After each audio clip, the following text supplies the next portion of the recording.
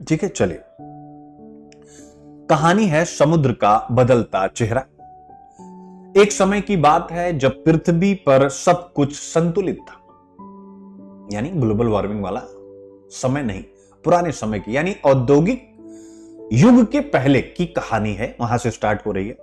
एक समय की बात है जब पृथ्वी पर सब कुछ संतुलित था।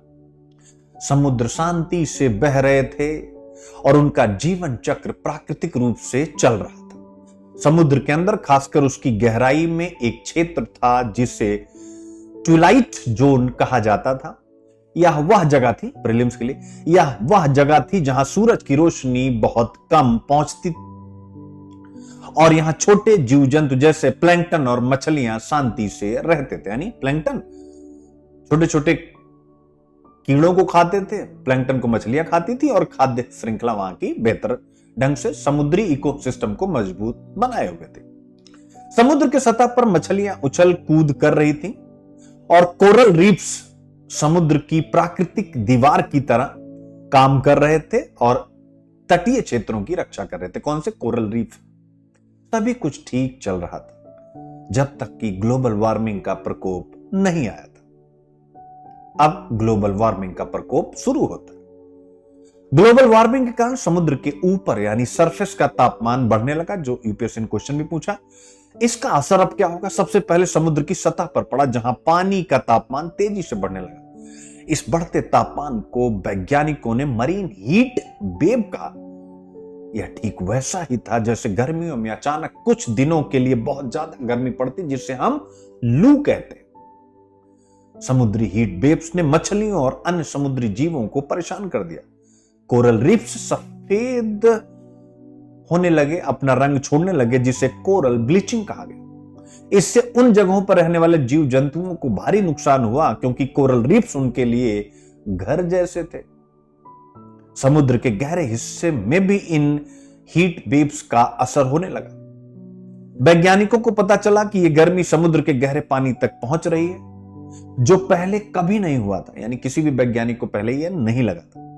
यह वैसे था जैसे आपकी छत की गर्मी, यानी आप अपने अपने घरों की कल्पना करें, आपके छत की गर्मी धीरे धीरे आपके घर के अंदर के कमरों तक पहुंच जाए।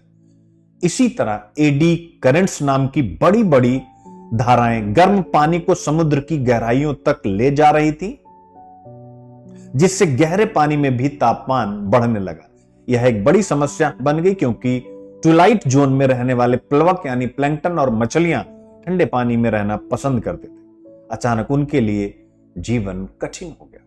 ठंडे वाले गर्मी पाएंगे तो कैसे रह पाएंगे? इतना ही नहीं, अब ठंडी का भी कहर हो रहा है।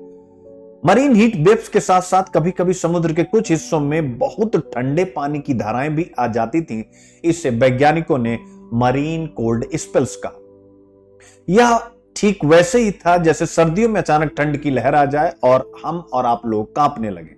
समुद्र में ठंडे पानी की यह लहरें मछलियों के लिए एक और मुश्किल लेके आई। इन ठंडी धाराओं से समुद्र का तापमान तेजी से गिर जाता और मछलियां अपना रास्ता बदलने लगती।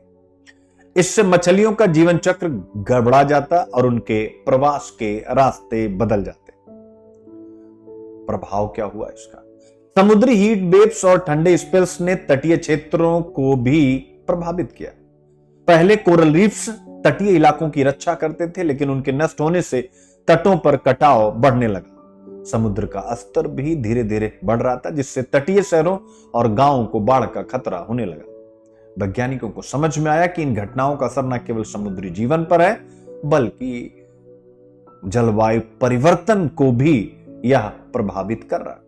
जब समुद्र कैसे कर रहा है क्लाइमेट चेंज को? जब समुद्र गर्म होता है तो यह वातावरण में अधिक गर्मी भेजता है, जिससे पृथ्वी का तापमान और बढ़ता है।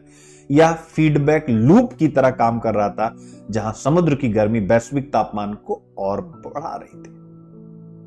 तो अब क्या किया जा सकता है? समुद्र का यह बदलता चेहरा अब एक चुनौती बन चुका था। वैज्ञानिकों ने सुझाव दिया कि ग्लोबल वार्मिंग को नियंत्रित करना ही इसका समाधान।